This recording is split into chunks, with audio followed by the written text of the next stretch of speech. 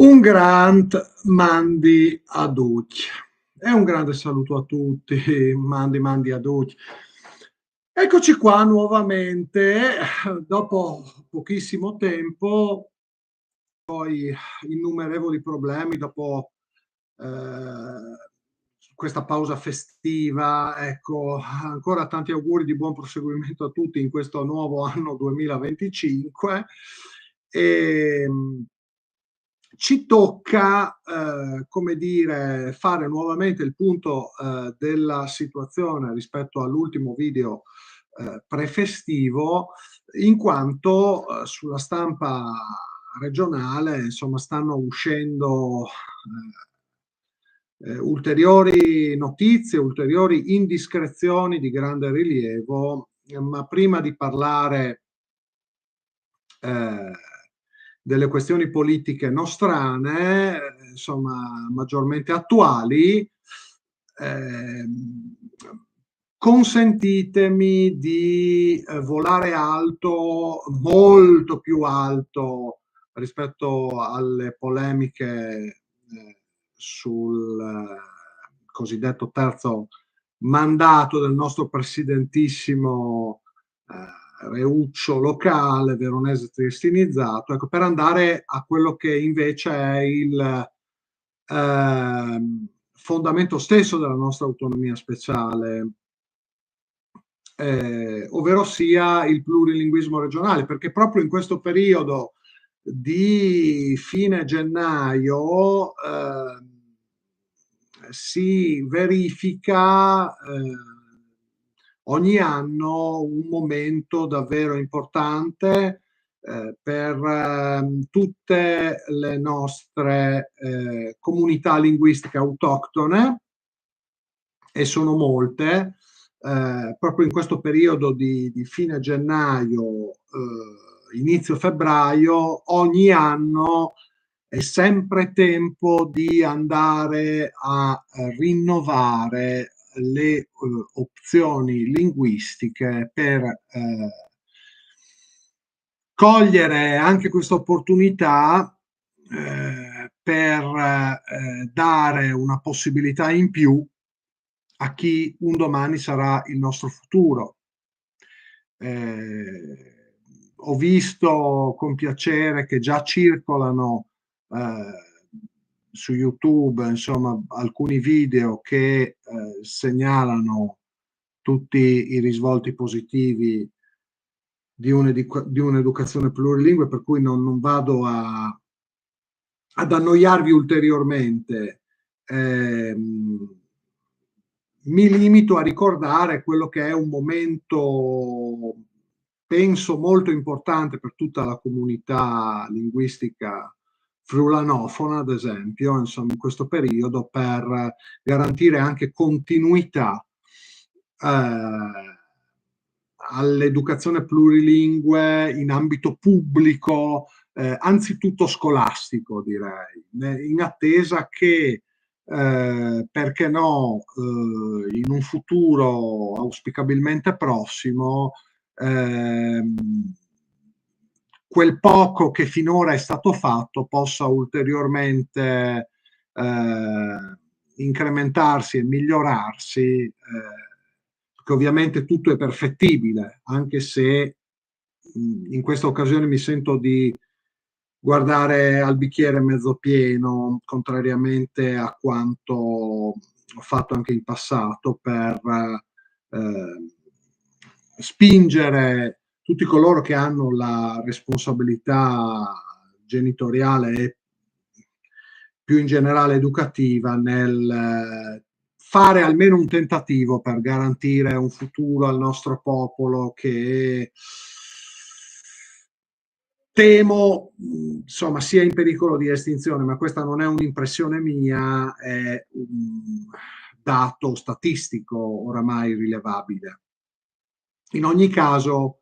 è sempre necessario combattere fino alla fine e vendere cara la propria pelle, per cui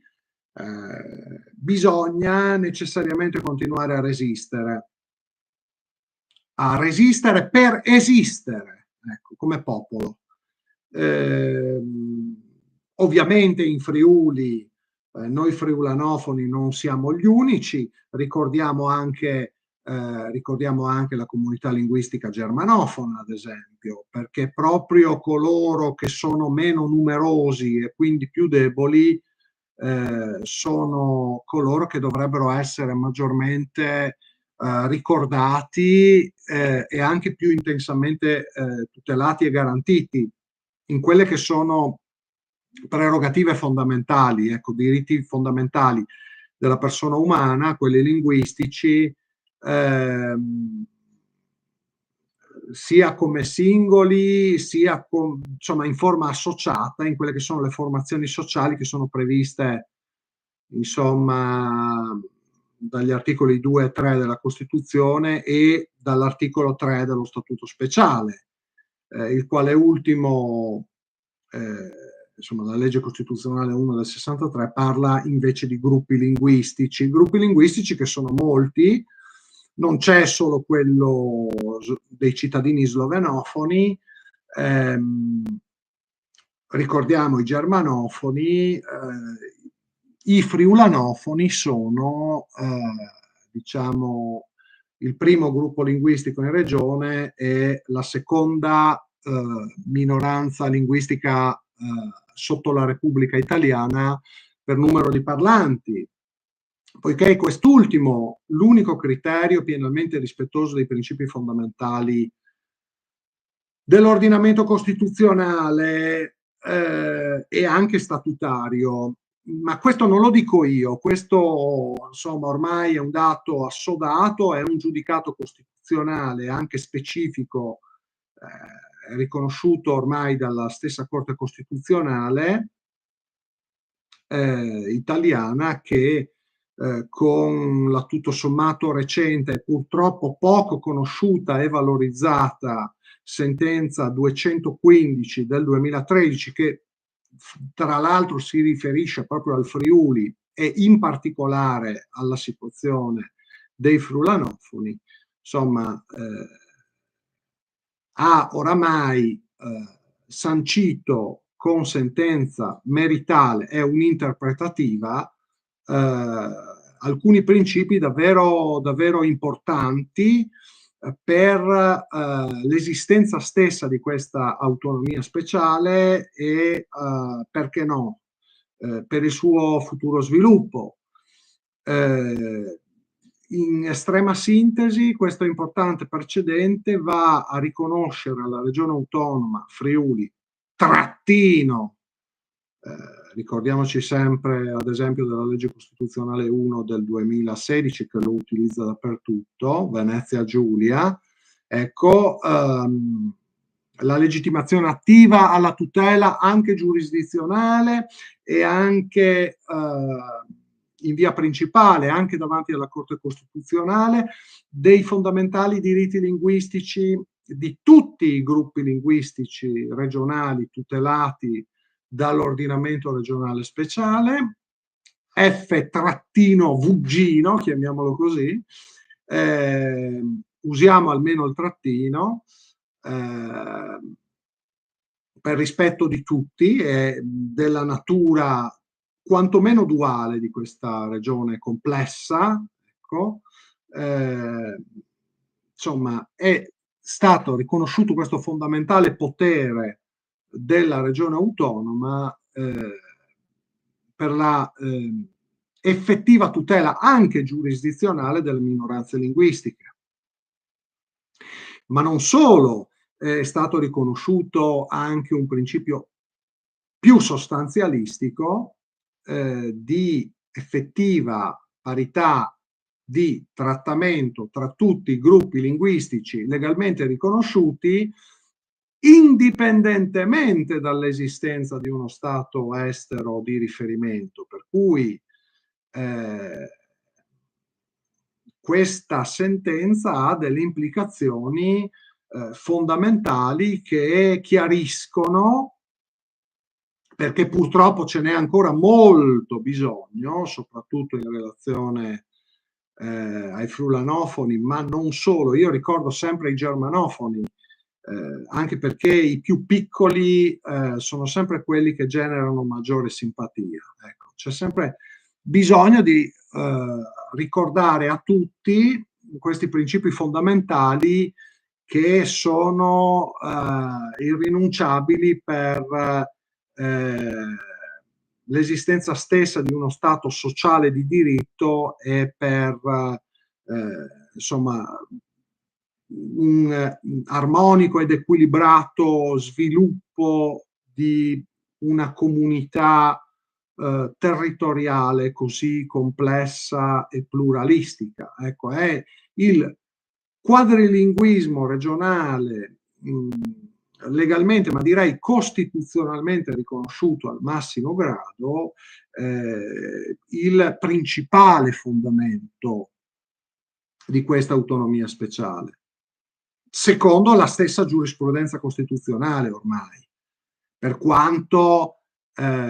questa evoluzione sia ancora in fieri e non possa dirsi mai pienamente consolidata, ma le premesse ci sarebbero tutte.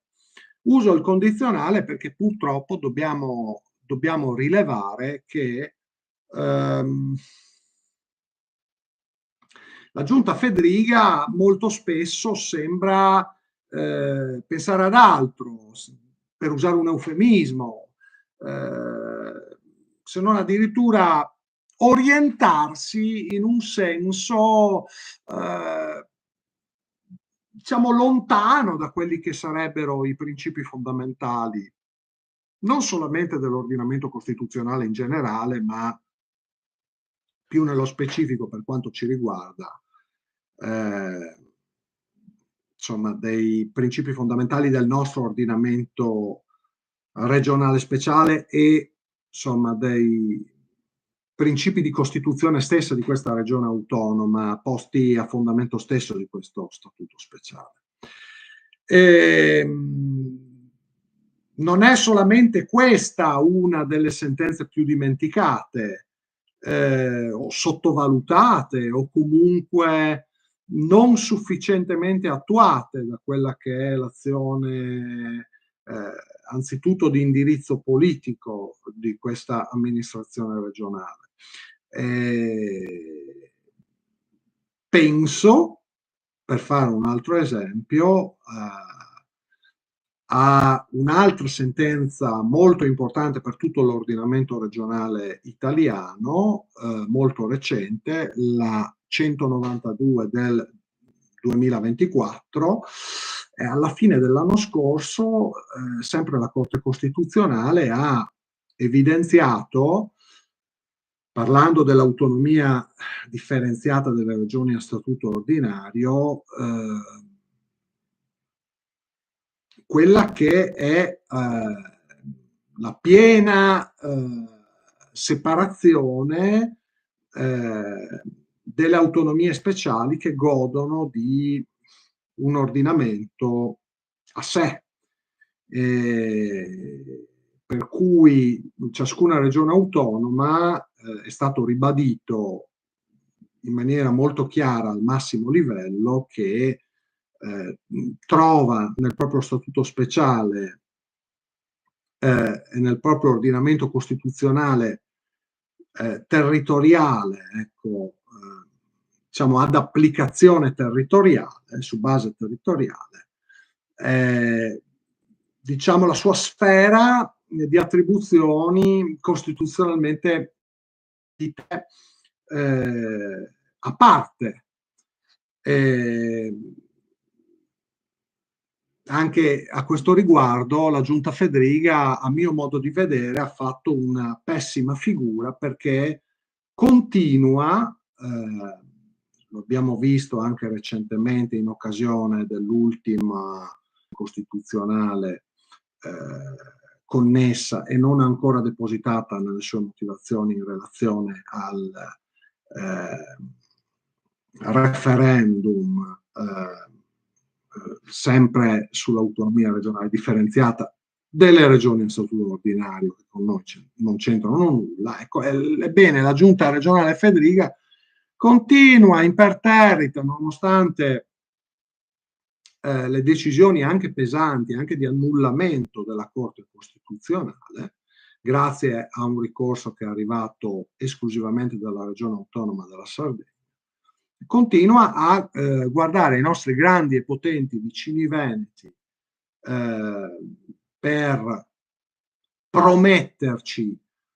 infondatamente dal punto di vista giuridico un qualche incremento della nostra sfera di autonomia speciale che sicuramente non arriverà da Occidente.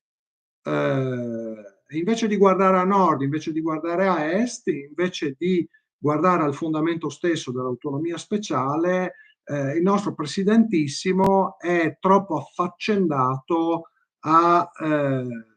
sostenere l'amico, il collega di partito, quasi corregionale, Zaia, personaggio molto pericoloso, almeno dal nostro punto di vista. Ecco. Timeo Danaos et dona ferentes. Vedo che i tempi sono come al solito proibitivi.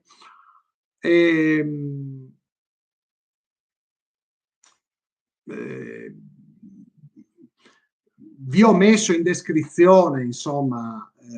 qui sotto i link relativi alla giurisprudenza costituzionale, insomma, che mi sembra maggiormente significativa sulle tematiche regionali e locali, perché dobbiamo velocemente passare, diciamo, alla seconda parte di questo video, che già vi anticipavo essere relativo anche alle ultime notizie sulle grandi manovre della nostra giunta Federiga, o almeno del presidente e dei suoi sodali leghisti, insomma, perché ci sono anche diverse posizioni all'interno della stessa maggioranza sulla tematica che tiene banco, finalmente, perché insomma è anche positivo che abbia finalmente sfondato una sorta di muro di gomma, insomma, presso la compiacente stampa locale, molto attenta alle veline provenienti dalla giunta regionale e poco attenta ai principi generali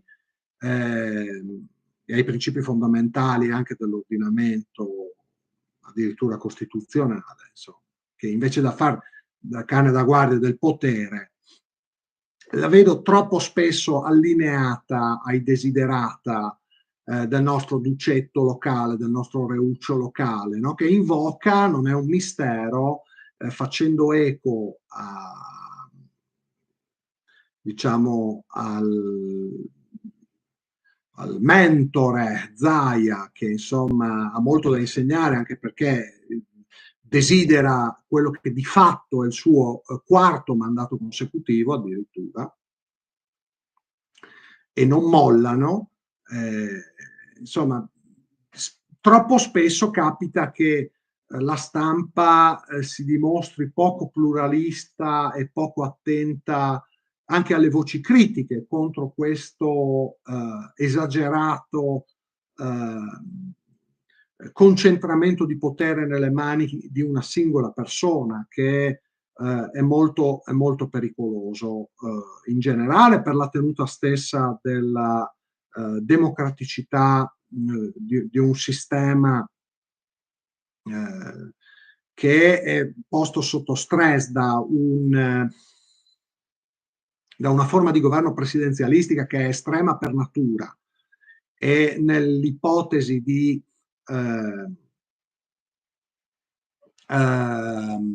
superamento dell'unico limite al secondo mandato consecutivo, nel caso di elezione diretta del vertice dell'esecutivo regionale, insomma, rischierebbe di tramutarsi in qualcosa di solo formalmente democratico. Ecco. o comunque poco consono, poco adatto anche alla nostra specifica realtà regionale, che dicevamo essere così complessa, variegata, quantomeno duale dal punto di vista geografico, storico, linguistico e culturale. E questa è una regione contrattino e non si comprende per quale ragione un presidente triestino, a tutto voler concedere, sia stato anche solamente candidato quando il nostro eccentrico alieno capoluogo regionale, che già gode delle garanzie statutarie, che già gode di un concentramento assolutamente squilibrato del grosso della spesa pubblica anche regionale, il suo angolino in basso a destra, un quinto in un territorio davvero limitato, ecco, insomma, non pago di tutto ciò, insomma, il capoluogo ha ottenuto per ben due legislature ormai addirittura il vertice più alto e più potente di tutta l'amministrazione regionale, cosa che nelle prime legislature regionali non certo a caso non avveniva, perché all'epoca vi era una maggiore sensibilità per gli equilibri politici e anche geopolitici, generali e anche speciali, e c'era in definitiva una maggiore democraticità dell'ordinamento, sia a livello statale sia a livello regionale. Il sistema sta degenerando e rischia di saltare anche l'ultimo paletto che la legge regionale statutaria approvata ai sensi dell'articolo 12 dello Statuto Speciale, la legge regionale 17 del 2007, all'articolo 20 ha posto, ovvero sia il divieto del terzo mandato. Non lo dico io, anche qui è pubblicato sui giornali, ormai sono usciti addirittura articoli di giornale, finalmente, oserei dire, sul fatto che la Giunta regionale Fedriga sta seriamente valutando di fare riferimento al comma quarto di questo articolo 20, andando a scavare tra le righe di questo testo legislativo fondamentale. La prima e la più importante di tutte le leggi regionali è la legge sulla forma di governo,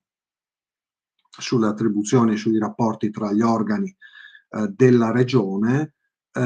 nonché la legge elettorale necessariamente per il Consiglio regionale e, qualora sia eletto direttamente, anche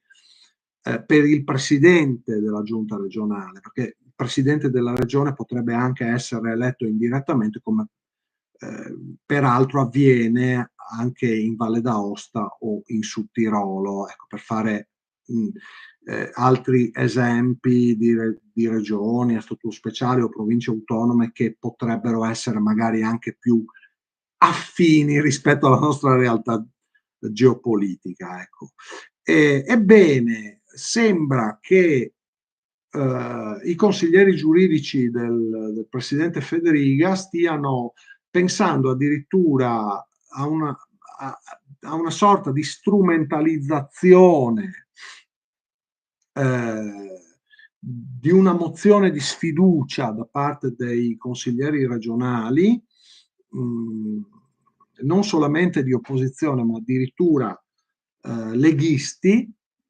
quindi almeno di una parte della maggioranza, che potrebbero garantire un sostanziale terzo mandato elusivo dell'attuale vigente divieto del terzo mandato, dipendente dall'attuale limite legislativo al secondo mandato consecutivo, facendo leva sulla clausola che disapplica tale limite qualora la cessazione dal mandato presidenziale avvenga prima della metà dell'attuale 13ª legislatura regionale attualmente in corso. Per cui stiamo, secondo indiscrezioni di stampa che tuttavia sono pubbliche e molte voci mi garantiscono ci sia un fondo di verità, viene insomma addirittura valutata, sia pur come ipotesi estrema, ma ci sono stati addirittura dei sondaggi aperti al pubblico che giravano online, sui social. C'è stata addirittura una trasmissione televisiva triestina che insomma sosteneva, se non apertamente questa ipotesi, sicuramente il terzo mandato in un modo o nell'altro, anche perché la Corte Costituzionale ha viceversa confermato tale divieto del terzo mandato, ha confermato il limite al secondo mandato qualora il vertice dell'esecutivo venga eletto direttamente, addirittura nei comuni maggiori, per cui insomma è evidente quello che è l'indirizzo della consulta e della Corte Costituzionale su questa specifica questione. E anche qui notiamo come l'andazzo, permettetemi questo sfogo, ma ci sta, l'andazzo della Giunta regionale Federiga vada in un senso diametralmente opposto rispetto a quello che è, diciamo, l'orientamento della giurisprudenza costituzionale che vi indico sempre in descrizione per i vostri approfondimenti. Potete andare a cliccare sui vecchi video prenatalizi per andare ad approfondire e a leggervi anche i testi delle sentenze costituzionali, se volete. Che dire? Cioè, siamo arrivati a un livello che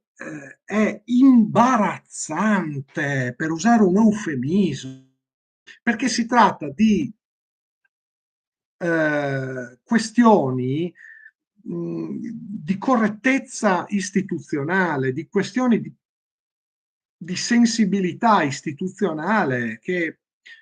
cioè, fino a pochi anni fa avrebbero scandalizzato, cioè, qui siamo ai limiti del colpo di Stato, uso un'espressione forte, ma cioè, non so come defibrillare le coscienze della nostra gente. Non è sostenibile, non è sostenibile neanche per ipotesi un terzo mandato, a maggior ragione a Federiga, a maggior ragione nella nostra realtà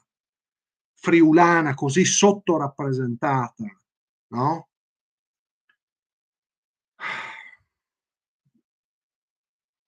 Per cui siamo arrivati al punto che per un singolo, per gli interessi di un singolo, per la poltrona di un singolo, viene fatto saltare, secondo questa ipotesi, addirittura un intero consiglio regionale e poi pazienza se si deve andare ad elezioni regionali anticipate, eh, perché sì, insomma, no? Ciò che conta è che i cittadini si illudano di decidere loro chi è il presidente, consegnandogli un potere praticamente assoluto subito dopo aver posto la scheda nell'urna. E ovviamente i problemi della sanità regionale, le questioni degli enti locali, che sono questioni geopolitiche notevoli, come cercavamo di sintetizzare già nei video che vi indico in descrizione anche per ragioni di tempo. Ecco, tutti questi problemi della regione, l'economia, eh, i problemi di un territorio friulano in crisi, soprattutto in montagna, soprattutto nelle zone più periferiche. E, ecco, tutti i problemi di questa regione, che sì, ha tante qualità, è tanto bella, ma non è tutta rose e fiori, ecco, tutti questi problemi passano in secondo piano, perché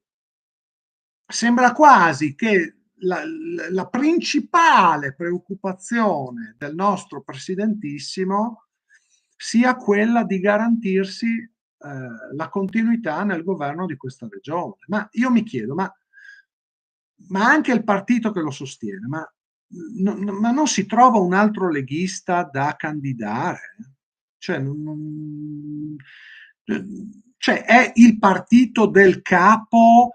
che praticamente dipende da chi si è fatto fare addirittura liste personali a sostegno della sua persona, cioè partiti individuali, liste di consiglieri regionali intestati a un singolo. Cioè siamo ormai veramente al, cioè, al, al limite estremo, cioè qui è imperativo per la sopravvivenza stessa di un briciolo di dignità istituzionale di questa regione che Federica non riesca nel suo intento e che gli venga impedito in ogni modo lecito di giungere al sostanziale terzo mandato al quale illegittimamente aspira, ma non solamente contro lo spirito delle leggi, perlomeno attuali sulla forma di governo, perché stanno cercando di modificare addirittura lo statuto speciale per aggirare questo vincolo, per cui siamo arrivati all'ipotesi di una legge costituzionale ad personam, addirittura come già vi cercavo di spiegare sinteticamente nei video che vi ho già linkato in descrizione. Cioè qui veramente siamo, cioè io sono molto imbarazzato perché qui si tratta dell'immagine e del decoro della regione autonoma. Cioè, rischiamo, se continua così, rischiamo di diventare davvero la regione delle banane, una sorta di regione pseudo-autonoma, già siamo pseudo-autonomi, sostanzialmente sudamericana,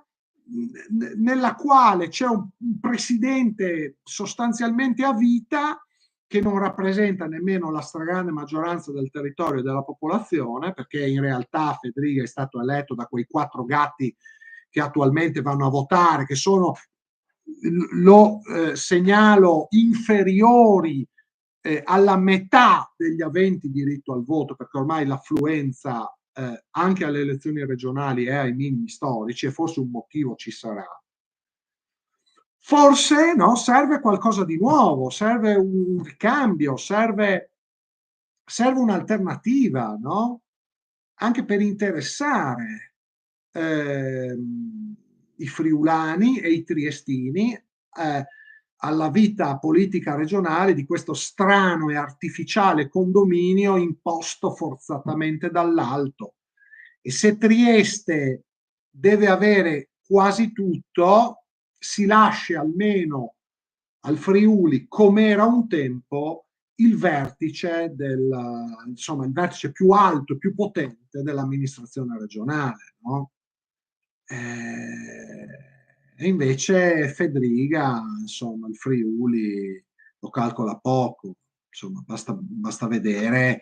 quanto si spende per la lingua friulana. Torniamo Torniamo alle questioni iniziali. Non intenderei togliere a nessuno, basterebbe moltiplicare per 10 quanto la regione spende per finanziare, che ne so, la minoranza slovenofona residente in regione, ad esempio. Alla fine il grosso delle finanze regionali è finanziato dal Friuli e dai friulani. Nessuno vuole togliere niente a nessuno, però è il caso che si rispetti, se non proprio una proporzionale etnica rigida, insomma, almeno, insomma si arrivi a una gestione un po' più razionale ed equilibrata, insomma, della comune istituzione regionale, che è sempre più sbilanciata verso Trieste, sotto ogni profilo. Per cui davvero imbarazzante, molto imbarazzante, insomma, quello che si legge sui giornali ultimamente in Friuli, con questo Federiga che continua a seguire pedissequamente insomma, i nostri grandi e potenti vicini veneti per insomma, ragioni legate anche al carattere oramai assolutamente italiano, se non addirittura nazionalista, di una Lega che insomma la vedo sempre più tricoloruta, francamente. Per cui si tratta ormai di partiti in tutto e per tutto italiani, che quindi non riescono più a rappresentare quelle che sono le peculiarità del nostro Friuli, che più che italico,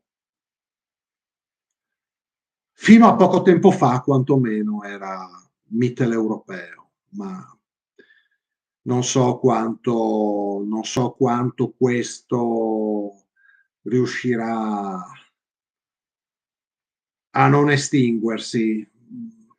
Ecco, forse nei piani fedrighiani solo ed esclusivamente Trieste forse potrebbe aspirare a qualcosa di simile. Il Friuli non viene calcolato più di tanto, no? Anche perché è sempre più debole, ad esempio dal punto di vista sociolinguistico, come già mettevamo in evidenza all'inizio di questo video. I problemi sono purtroppo grandi, sono purtroppo gravi, sono purtroppo complessi, sono purtroppo intricati, sono purtroppo, oserei dire, incancreniti. Io non so nemmeno se riusciremo mai, non dico a risolverli, ma anche solamente ad attenuarli, perché purtroppo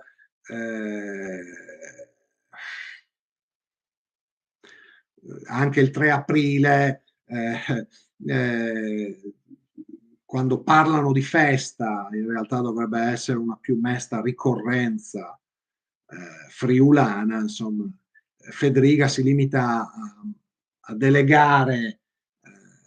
all'assessore Roberti, diciamo, le incombenze friulane, mentre ad esempio in occasione di altre ricorrenze più triestine come quella del 10 febbraio, per fare solo un esempio, lo vediamo sempre presente, no? Sempre partecipe, no? Sempre attento, sempre sensibile. E invece il 3 aprile, per queste cose friulane, insomma, si può delegare un assessore agli enti locali che è addirittura triestino, cioè l'assessore competente sul plurilinguismo regionale è un triestino. Per cui con la stragrande maggioranza degli enti locali, quasi tutti i comuni si trovano sul territorio friulano dalla nostra parte del Timavo, il Fedriga per la seconda volta consecutiva, anche in questa legislatura, anche in questo suo secondo mandato, chi ha nominato quale assessore agli enti locali? Il triestino Roberti, il suo compagno di partito, il suo amico fedele, che non è riuscito a farsi riconfermare in Consiglio regionale nemmeno dai suoi concittadini triestini. Per cui, tant'è che è un assessore esterno. Per cui questo dà la misura della considerazione che il nostro presidentissimo veronese triestinizzato ha del Friuli, delle questioni friulane e soprattutto della friulanofonia e più in generale del plurilinguismo regionale. Che Dio ci scampi e liberi da ogni ipotesi di grande Veneto serenissimo che rappresenterebbe solamente una nuova forma di colonizzazione del nostro Friuli. Se 1 milione di friulani non riescono a controllare 250.000 triestini, figuriamoci come noi qua in Friuli, in una regione così piccola e così debole, riusciremmo a contare qualcosa di fronte a più di 4 milioni di veneti. Per cui attenzione ai nostri grandi e potenti vicini veneti e a anche solo ipotizzare soluzioni geopolitiche che convengono a tutti meno che al Friuli e ai friulani. E anche su questo temo in un prossimo futuro toccherà vigilare particolarmente, soprattutto nel caso che l'iter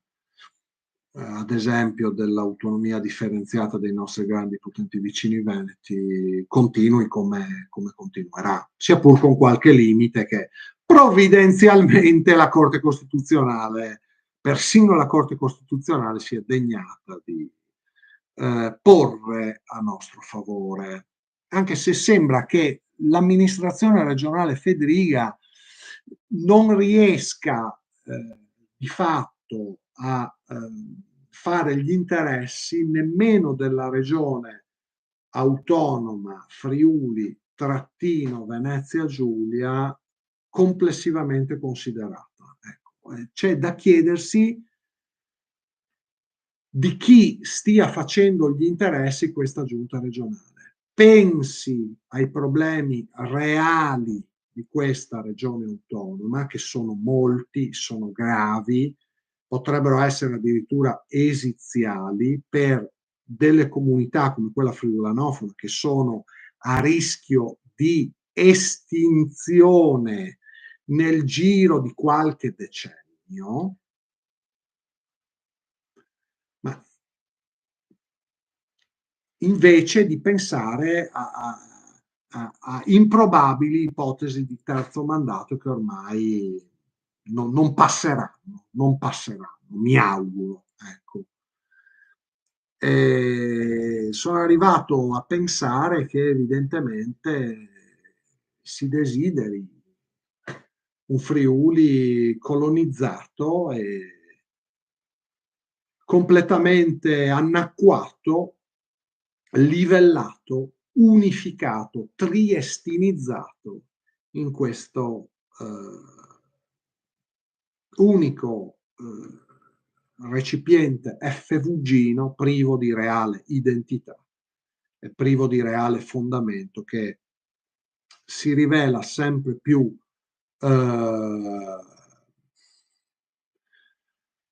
offensivo, poco rispettoso di quelle che sono le peculiarità del Friuli. E anche questo logo, io sono Friuli Venezia Giulia, qualcosa di insopportabile, che va fortemente stigmatizzato in quanto assolutamente negativo per la valorizzazione non solamente geopolitica, ma anche solamente economica del nostro Friuli, sempre più cancellato. Non molliamo mai, diamo sostegno anche a questo nostro controcanto, facendo girare il più possibile questo video, che vuole essere una forma di informazione alternativa, che non basta mai. Grazie a tutti per l'attenzione, l'ho fatta davvero troppo lunga, ma ritenevo questi temi assolutamente meritevoli, insomma, di un ampio approfondimento.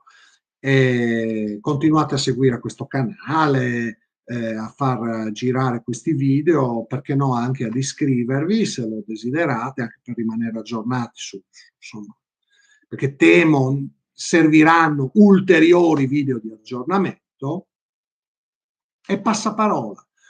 già da adesso noi giuriamo davanti a tutti, a ogni costo, pubblicamente, che noi sul terzo mandato di Fedriga faremo una battaglia irremovibile e irriducibile per scongiurare questo scempio che sarebbe indegno della storia e della dignità, prima di tutto istituzionale, di questa regione autonoma, che sia pur con tutti i suoi limiti o tutti i suoi difetti, rappresenta comunque una grande opportunità per il nostro futuro e che noi intendiamo difendere con le unghie e con i denti. Attenzione, nell'interesse anzitutto, e sottolineo anzitutto, del Friuli, dal Livenza al Timavo, del Friuli geografico, storico, linguistico, culturale, del Friuli, che non è l'FVG senza nemmeno trattino. Grazie a tutti, scusate se mi sono un attimino dilungato e anche un po' infervorato, ma ci sta, direi, e soprattutto passaparola facciamo girare. Grazie ancora, saluti a tutti. Mandi.